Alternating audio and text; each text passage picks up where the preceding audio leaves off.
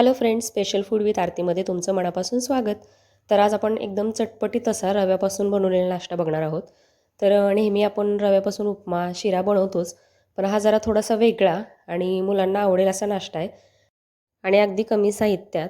आणि याच्यामध्ये भाज्या वापरलेल्या आहेत, त्याच्यामुळं मुलं म्हणजे भाज्या ज्या खात नाहीत त्या आपण याच्यामध्ये टाकून त्यांना देऊ शकतो. तर त्याच्यासाठी मी इथं पॅन गरम करायला ठेवला आहे आणि त्याच्यामध्ये तुम्ही जर कप किंवा वाटीचं प्रमाण एक ठेवा, म्हणजे ज्याने आपण पाणी आणि रवा मोजू शकतो. तर इथं मी 2 वाटी पाणी टाकलं आहे पॅनमध्ये. 1 चमचा लाल मिरची पावडर टाकायचे. तुमच्याकडं जर चिली फ्लेक्स असतील तर ते वापरले तरी चालतील. आणि चवीप्रमाणे मीठ आणि अर्धा पळी तेल टाकायचे. पाणी आपल्याला उकळवायचं नाही आहे. पाण्याला पण म्हणजे थोडंसं हलकंसं गरम झालं पाणी, की आपण याच्यामध्ये 1.5 वाटी रवा टाकणार आहोत. तुम्ही बघू शकता हलकंसं पाणी गरम झालं आहे. आता रवा टाकायच्या आधी गॅस एकदम स्लो करून घ्यायचा, कारण काय होतं रवा टाकल्यानंतर पटकन शिजायला लागतो आणि पाणी तसंही कोमट आहे त्याच्यामध्ये, म्हणजे पाणी गरम आहे त्याच्यामुळं रवा पटकन शिजेल.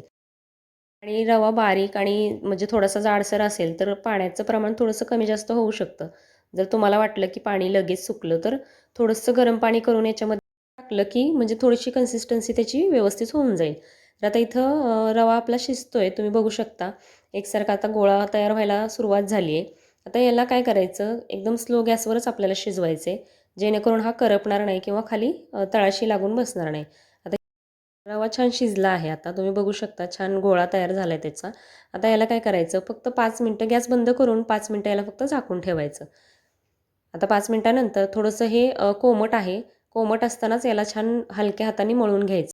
जसं आपण चपातीचं पीठ मळतो तसं म्हणजे हे एकदम हलक्या हाताने आपण याला मळून घ्यायचं. आता कोमट असतानाच याचे गोळे तयार करून घ्यायचे, जेणेकरून काय होतं, जेव्हा आपण गोळे तयार करतो तेव्हा जर पीठ थंड झालं तर त्याला क्रॅक पडतात किंवा नीट ते गोळे तयार होत नाहीत त्याचे. तर थोडंसं हाताला सहन होईल इतपत जेव्हा पीठ असेल त्यावेळेसच गोळे त्याचे तयार करून घ्या. आणि रवा छान सॉफ्ट शिजल्यामुळं एकदम 2-3 राऊंडमध्येच आपला गोळा तयार होतो.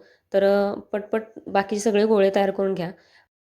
आता हे 2 कप म्हणजे 2 मोठी वाटी रवा असल्यामुळं मला 2 बॅचेसमध्ये याला वाफवून घ्यायला लागलं. कारण एका जाळीमध्ये तेवढे बसले नाहीत. सो मी 2 भाग करून त्याला वाफवून घेतले. इथं पाणी म्हणजे पातेल्यामध्ये पाणी गरम करून त्याच्यावर ही जाळी ठेवून मी फक्त 5 मिनिटं आपण याला वाफवून घ्यायचे. 5 मिनिटानंतर परत राहिलेले गोळे वाफवून घेतले. तुम्ही बघू शकता एकदम बाउन्सी आणि एकदम छान सॉफ्ट असे आपले गोळे तयार झालेले आहेत.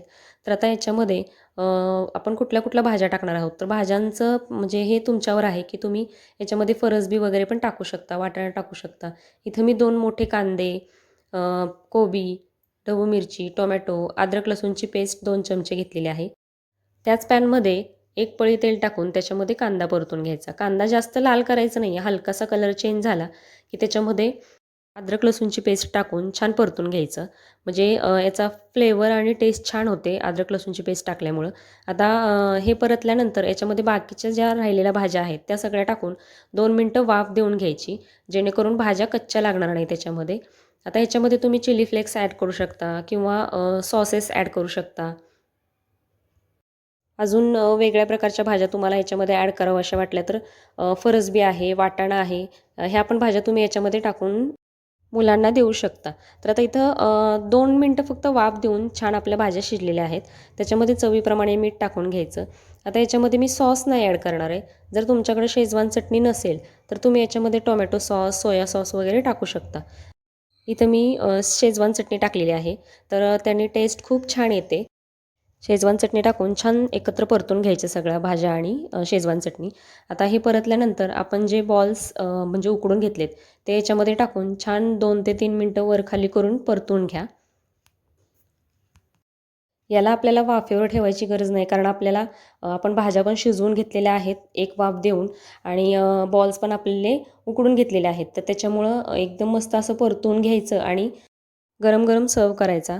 तर नक्की ट्राय करा. हा नाश्त्याचा प्रकार खूप छान होतो आणि टेस्टी होतो. तर चॅनलवर नवीन असाल तर चॅनलला सबस्क्राईब करा आणि तुमच्या फ्रेंड्स आणि रिलेटिव्हज बरोबर ही रेसिपी जास्तीत जास्त शेअर करा.